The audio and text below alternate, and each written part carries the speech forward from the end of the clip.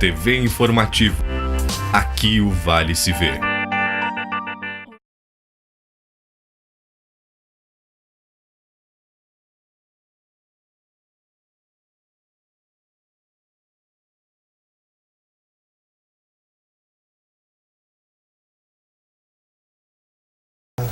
Olá, bem-vindo ao programa Fala Jurídica. Hoje nós vamos entrevistar o que eu considero um grande repórter, jornalista e hoje editor-chefe, que começou nas bases e na estrutura do Jornal Informativo do Vale. Emílio Rota, satisfação de estar aqui no nosso programa.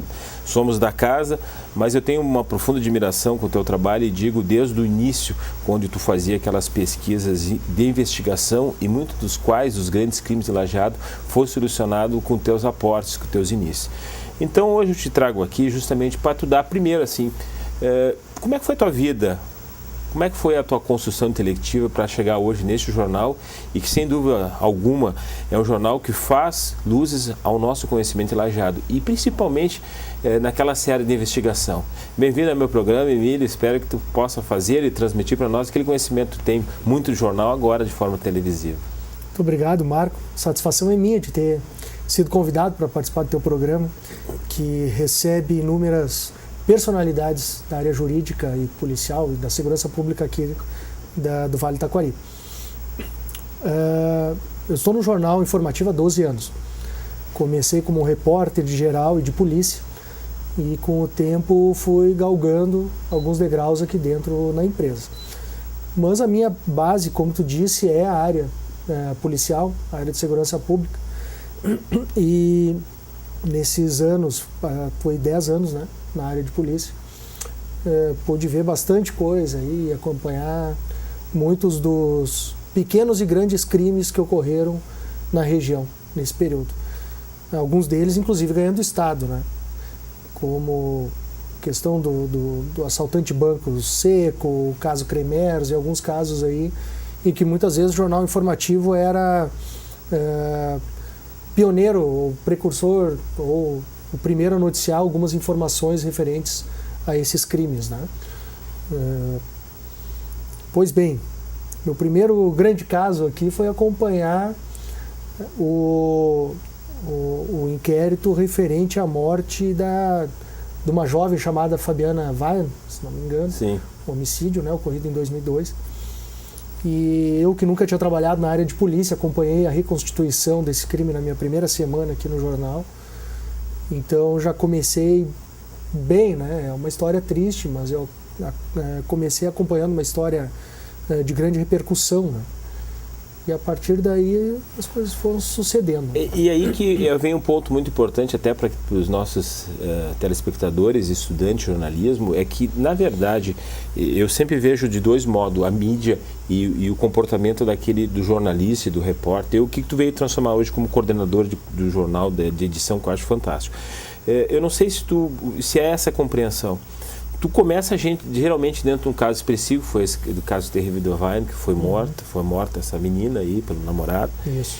A partir disso, a tua maneira de ver as coisas, e principalmente, porque eu me lembro daquela vez, existem duas maneiras de explanar a notícia. Aquela que tu dá de forma assim, bem sucinta, assim, evidencial, e aquela que tu fez e que tu ainda, de certa forma, de longe, procura fazer. Procura botar um questionamento e aí vem aquela investigação. Eu sei que nesse primeiro momento tu estava recém começando, né? Então foi o início. Depois desse caso, tu começou a te acercar de algum conhecimento, e eu vou começar com dois tipos de conhecimento. O de campo, que eu sei que tu vivia dentro da polícia, né? E o conhecimento intelectual. Esse conhecimento intelectual para mim é importante. Porque a gente vê hoje, e tu é um personagem de um filme, eu sei disso que eu estava escrevendo até um livro, estou escrevendo um texto, e eu te situei dentro de um personagem que existe, assim, é aquele investigador que tem informação e muitas vezes tem o receio de publicar em razão de como ele vai ser visto na sociedade, né? E eu te faço a seguinte pergunta: como é que tu te prepara com isso? Tu tem uma leitura apropriada para chegar a isso aí? Pois é, Marco. Começando assim pelo início da minha entrada na área, né, de jornalismo policial, o que eu sabia da polícia, eu sabia alguma coisa do meu pai, que era policial civil, né? Foi policial civil, mas ele não levava muito do trabalho para casa. Então, quando eu cheguei em Lajeado, eu era como ou como a maioria das pessoas, que se tu perguntar qual é a diferença da Polícia Civil e da Brigada Militar, a maioria das pessoas vai dizer uniforme, né? Então eu não conhecia os meandros da segurança pública, né? E isso daí, com o tempo, a gente vai ganhando conhecimento. E todos os dias, durante 10 anos, eu fui praticamente todos os dias na delegacia de polícia, né? Então, tu acaba conhecendo não só os policiais, mas como tu percebe o andamento, tu acaba percebendo o andamento da criminalidade na cidade, que é uma criminalidade sazonal, né? Às vezes ela tem mais assaltos com moto, às vezes tem mais assaltos a banco, às vezes tem mais homicídios começando, né?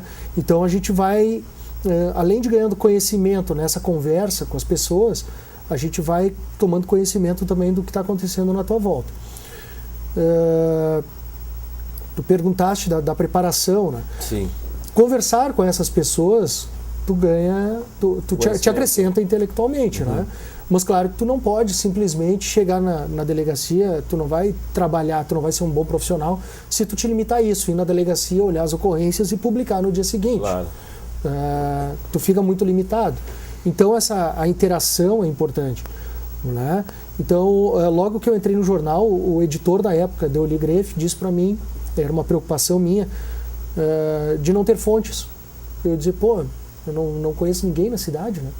E ele disse para mim algo que eu falo até hoje, para quem me questiona sobre fontes: tu leva 6 meses para começar a ter fontes. Nesse período aí tu vai conquistar algumas pessoas e elas vão saber que elas podem contar contigo, né? Uma outra questão que foi muito importante no meu aprendizado foi a postura da nossa empresa de não ceder à tentação de simplesmente publicar o que é o clamor popular, ou o que está mais óbvio. E isso tu sabe, porque eu sempre te questionei muito sobre isso. Por exemplo, tu acompanhando uma operação policial e um cidadão é preso com 10 gramas de cocaína no bolso. O jornal informativo pode botar uma foto desse cidadão, chamar ele de traficante, e enfim, 2 dias depois o cara está solto. Em 1 ano ele foi absolvido, mas saiu a matéria do jornal dizendo que ele era traficante, né? E a gente pode ter errado. E a imprensa não costuma fazer isso, esse meia-culpa quando erra nesse tipo de questão. A imprensa só publica. Qual é a postura do informativo? Isso não só para as matérias de polícia, mas todas as matérias. É ouvir os dois lados, publicar os dois lados, né? Sim. Então, se o rapaz esse foi preso com 10 gramas de cocaína, a gente vai ouvir a acusação, ouvir o delegado, e nós vamos ouvir ou o rapaz ou o advogado de defesa, para que se tenha esse contraponto. Nem sempre vai ter, e isso é óbvio, não vai se dar o mesmo espaço para as duas versões. Tu não tem como, até porque a primeira versão vai estar recheada de detalhes, como a droga estava escondida no bolso direito do cidadão. A defesa não vai ter essa oportunidade de detalhar, mas vai poder dar a defesa. Até por isso o jornal informativo, ele eventualmente é processado, a empresa é processada, mas raríssimas vezes perde quando a questão são matérias em que as pessoas se sentiram injustiçadas. Primeiro, porque a gente grava as entrevistas; segundo, porque a gente sempre dá o contraponto; e terceiro, porque a gente publica com cuidado, né? Nós não somos parciais a ponto de não ter esse cuidado, e nós não somos descuidados, ou a gente não busca a manchete gratuitamente, assim, sem ter cuidado. Essa política do jornal, ela, sem dúvida alguma, ela cresceu junto contigo, pelos teus escritos e pelas tuas posições.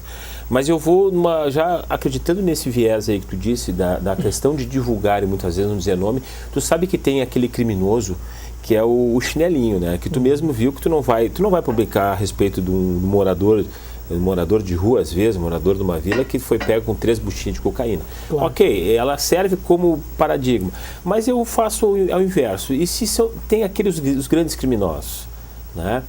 E que, na verdade, e eu te digo isso porque eu te conheço, muitas vezes tu olha o cenário e tu já sabe até quem são os agentes ativos do crime. Como é que fica essa situação, esse confronto assim de veja bem, se é da mesma ordem, Você não pode divulgar, mas você sabe que você tem um dever, até não digo um dever, mas e a consciência, como é que fica do jornalista nessa história? Marco, primeiro, são duas coisas e são duas... É até contraditório o que eu vou dizer. Mas primeiro, que a lei é para todos, seja pequeno ou seja grande. Tá? Só que daí entra uma questão de... eu acho que dá para dizer que seria uma questão de domínio público. Vou te dar 2 exemplos. O jornal informativo não publica nome de acusado ou de suspeito até que se transite em julgado o processo. Porém, em alguns casos publica. Porque é relevante. Porque é relevante. Por exemplo, José Carlos dos Santos, o Seco, assaltante ban, que a partir de 2003 terrorizou o Rio Grande do Sul. E a ele foram imputados dezenas de assaltos e dezenas de outros crimes, como assassinatos e tal. Nem todos foram julgados ainda, e em alguns eles foram absolvidos. Na época, tudo o que acontecia relacionado a assalto a banco era dele. Era o Seco que cometia. E às vezes o Seco realmente, eu acho que não participava, ele não tinha condições de participar de tudo, né? O Seco era o foragido número 1 do estado, ele era conhecido como bandido número 1 do estado. Ele tinha uma namorada no bairro Rolarias, aqui em Lajeado, ele tinha uma namorada num outro bairro aqui das proximidades. Ele eventualmente estava em Lajeado. Como é que a gente não vai publicar o nome dele? Daí o cara vai dizer, o Seco. Pô, eu tenho um vizinho com o apelido é Seco. Né? Então é complicado, a gente tinha que ter esse cuidado. Segundo caso que a gente... até eu posso te citar mais 2 casos, mas o segundo caso, o caso de grande repercussão também, que eu citei antes, o caso Cremers. Nós temos o suposto mandante do crime, que esteve preso preventivamente, né? Sim. Por um bom tempo, mas que ainda não foi julgado e não foi condenado. E eu acho que era isso que tu queria sugerir. A gente nunca deixou de dar o nome dele. Sim. Que é o Dr. Baiar de Roca Salles. Por quê? Porque era de domínio público, era de conhecimento era notório, público. Né? E outra coisa, e daí é muito importante a gente dizer isso, nós somos um jornal regional, né? E o Baiar é de Roca Salles. Então é um cidadão daqui, foi prefeito, é um cidadão conhecidíssimo, um dos principais médicos da área de atuação dele, de andrologia no planeta, suspeito de um assassinato, né? Não tinha como não dar o nome dele. O que a gente fez para nos precavermos? Sempre demos a possibilidade de defesa. Sim, não tem dúvida. Tu atuou por um bom tempo na defesa dele e eventualmente ainda atua, né? E não só contigo a gente conversou, mas também com outros advogados, né? Sempre procurando deixar claro que Baiar e o Seco eram suspeitos dos assaltos e não acusados dos assaltos, né?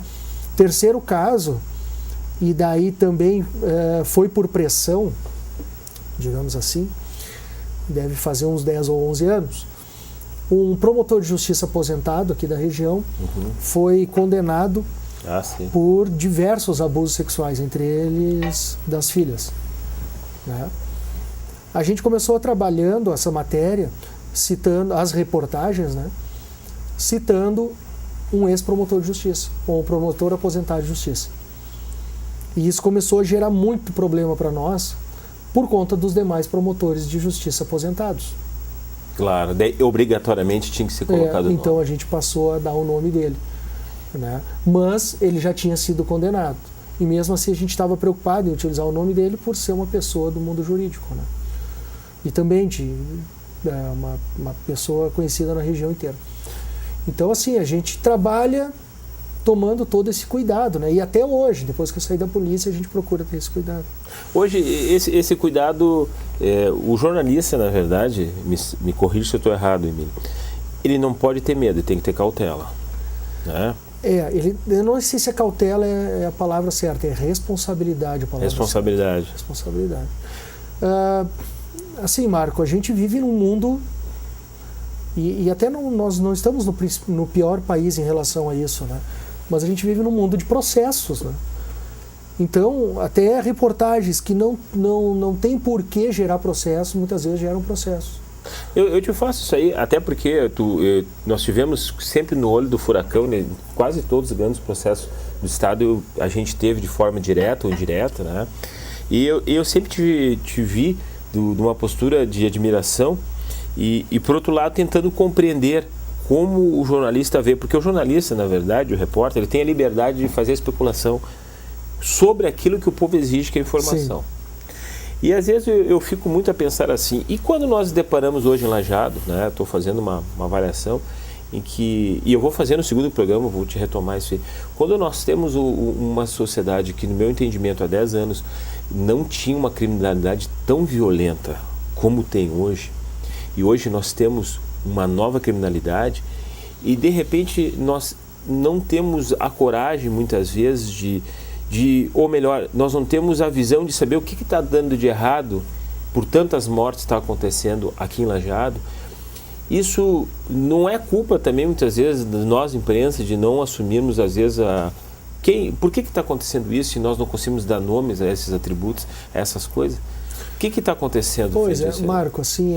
Não é uma pergunta, é mais uma reflexão. Então. É complicado dizer até que ponto a imprensa tem culpa ou não no aumento ou na diminuição da violência. Isso é uma observação minha. Assim. Ultimamente, nós temos recebido diversas críticas de órgãos policiais, não só policiais, da área de segurança pública, em relação à divulgação dos homicídios. Tá? Alguns entes da área entendem que se a imprensa não noticiar ou não der ênfase aos homicídios, os homicídios irão diminuir sua incidência. Eu não entendo isso, e eu não entendo assim. Eu acho que a maioria dos meus colegas de profissão também não entendem, muitos policiais não entendem. E eu acho que a comunidade também não entende. No momento que uma pessoa é morta, e não importa quem seja a pessoa, se ela é bandido ou não, porque a gente também escuta, eles têm mais é que se matar. Eu tenho minhas opiniões formadas, mas a gente tem que entender que essa pessoa é um ser humano. É um ser humano, não pode ser. E no momento que um ser humano tira a vida de outro, isso é notícia. É uma notícia ruim, é uma notícia péssima. Mas não tem como ignorar isso, ficar alheio a isso. Se a média de homicídios na região era 20, 25 por mês, e nós já estamos chegando, nós estamos com 58 assassinatos, isso daí é um absurdo. Para mim é um caos. É um caos. É uma falência. Nós vivemos numa região de 330 mil habitantes, cara. E nós temos 60 assassinatos. Isso daí, assim, ó, considerando que grande parte dos municípios tem menos de 5 mil habitantes. Sabe? São cidades pequenas, cidades tranquilas, de alta renda per capita, de altos padrões de vida, qualidade de vida. Então, alguma coisa está acontecendo. Né? A gente não pode ignorar e deixar de fazer uma manchete. É óbvio. Porque mais uma pessoa foi morta. A imprensa está querendo prejudicar o trabalho da polícia de maneira nenhuma. Mas a gente não pode tapar o sol com a peneira, fechar os olhos para isso que está acontecendo. Né? Isso tem acontecido muito. É por óbvio, né, Emílio? Mas assim, claro. Só terminar o raciocínio.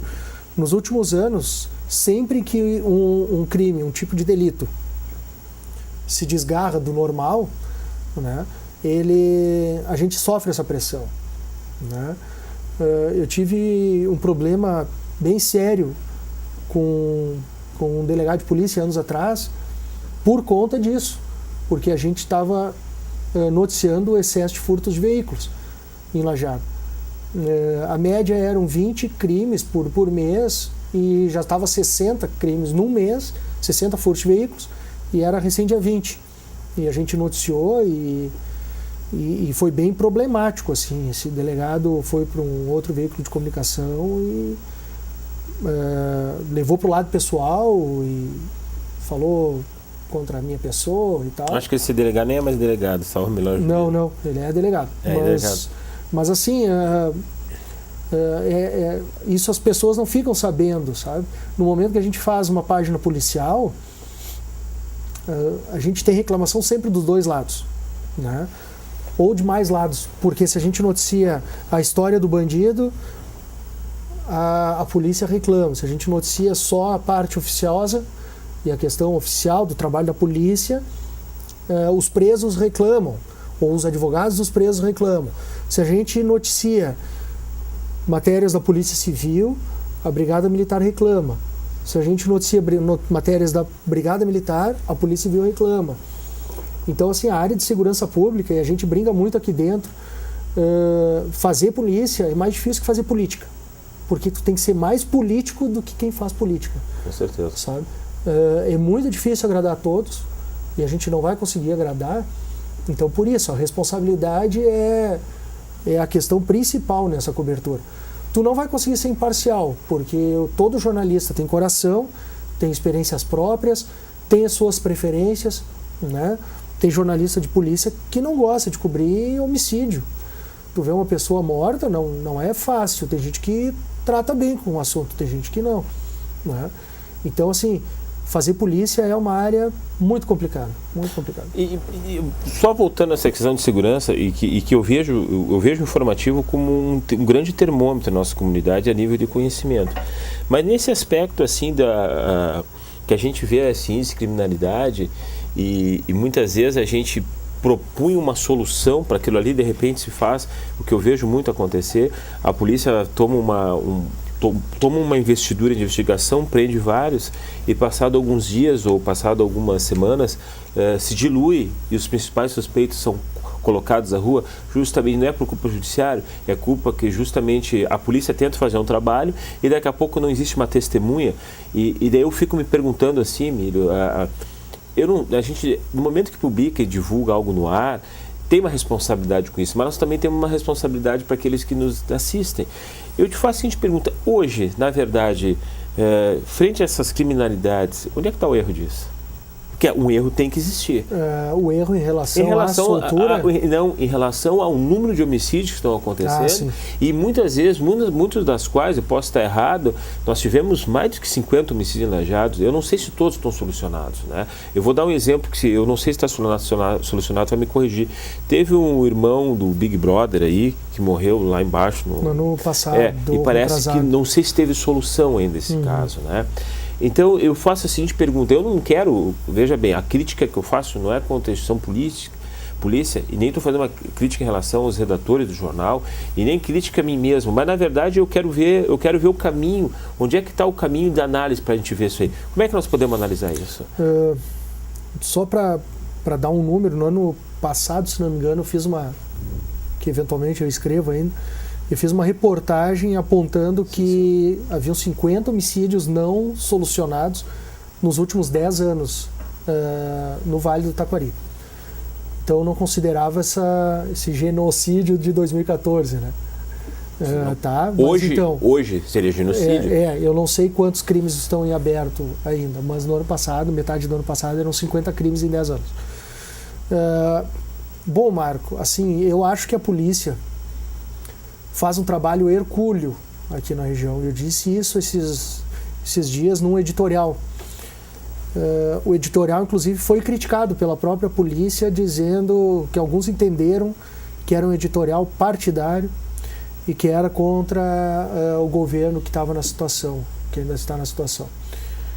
E não era, de maneira alguma era, né? Era um editorial avaliando a atual situação das polícias. Então, como eu vejo, eu acho que a polícia faz um trabalho hercúleo dentro dos limites que eles têm.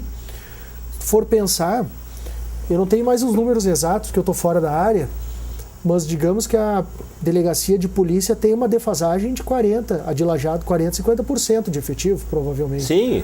Se não mais. É terrível. Tá?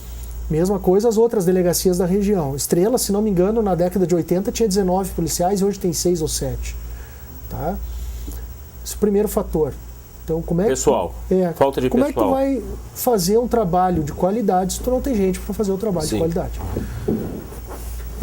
Equipamentos, né? Então, por exemplo, os governos gostam de dar viaturas pintadas para a polícia, né? As viaturas em preto e branco, com giroflex e tal. Como é que um policial vai conseguir investigar com um carro assim? Né? Ele vai na casa de uma possível testemunha com um carro preto e branco, A testemunha viu um homicídio, 2 dias depois essa pessoa vai estar morta. Então é óbvio que também o trabalho vai ser prejudicado. A polícia hoje precisa de viaturas discretas. E não tem. E não tem. Tá? Equipamentos diversos, eu até não sei também como eles estão hoje, mas acredito que sempre faça falta. Então, essa é a questão local. Né? A questão estadual. Que investimentos o Estado dá hoje para as polícias? Se até o CONSEPRO local, que é a Associação Lajadense Pro Segurança Pública, teve que pedir dinheiro nas prefeituras para erguer um andar na delegacia de polícia aqui em Lajeado. O Estado não coloca nem isso para as polícias, nem um prédio decente para os caras trabalharem, ter uma sala de tomada de depoimento, tem uma sala de gravação, sabe? Nem isso eles dispõem. A polícia daqui hoje, se estraga uma impressora, quem arruma é a Alcepro. Se falta fita ou tinta para impressora, quem arruma é a Alcepro.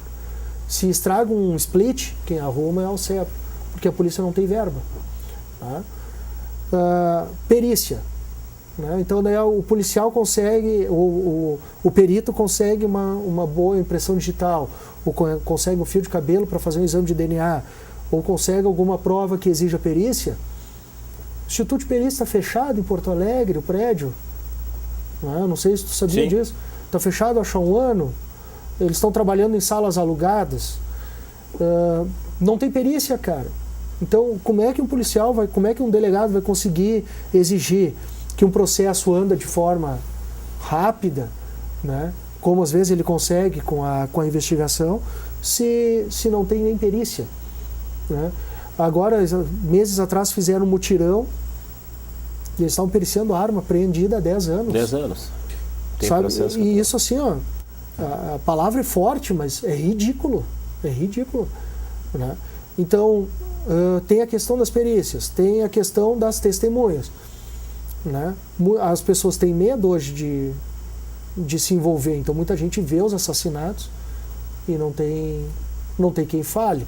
Então, daí, se for pensar, a polícia não tem a confiança da testemunha, a polícia não tem o resultado da perícia, a polícia não tem condições adequadas de fazer investigação. Como é que eles vão solucionar um caso, cara? Mas eu te faço a seguinte pergunta: há 10 anos atrás existia a mesma dificuldade ou não? 10 anos atrás tinha bem mais policiais. Tinha bem mais policiais? Bem mais policiais. A estrutura, eu não sei o número de policiais que estão na investigação hoje, tá? Aqui em Lajeado. E eu estou falando mais de Lajeado porque é a principal delegacia da região. Mas o setor de investigação tinha 8, 9 policiais. Hoje deve ter uns 5 ou 6, não tem esse número exato. Mas de qualquer maneira, a criminalidade aumentou, mesmo que tivesse os 10 de 10 anos atrás, já estaria defasado, porque a criminalidade aumentou. Né? A questão da droga também é um fator, eu acho, que prejudica a investigação, porque os viciados acabam sendo mortos e família, amigos, às vezes nem sabem que eles estão procurando droga. Nem sabe que são muitas vezes dependentes químicos. Não sabe que são dependentes. Vão saber só depois, morto no campo. Exato. Pô, o cara apareceu amanheceu morto no campo do São José, por exemplo. Tchê, só tem viciado ali na volta. Quem é que vai falar? Ninguém vai falar. Emília, tu viu como é muito bom, e eu vou retomar o programa semana que vem, a respeito desses teus casos e cutucar assim, de leve. A maneira de tu refletir foi muito bom dizer, eu acho que é uma coisa muito difícil, por isso que eu não tem material. Mas vamos ver semana que vem. Então, até semana que vem, vamos novamente entrevistar Emílio Rota e falarmos sobre o jornalismo investigativo e o Jornal Informativo do Vale aqui em Lajeado. Até mais.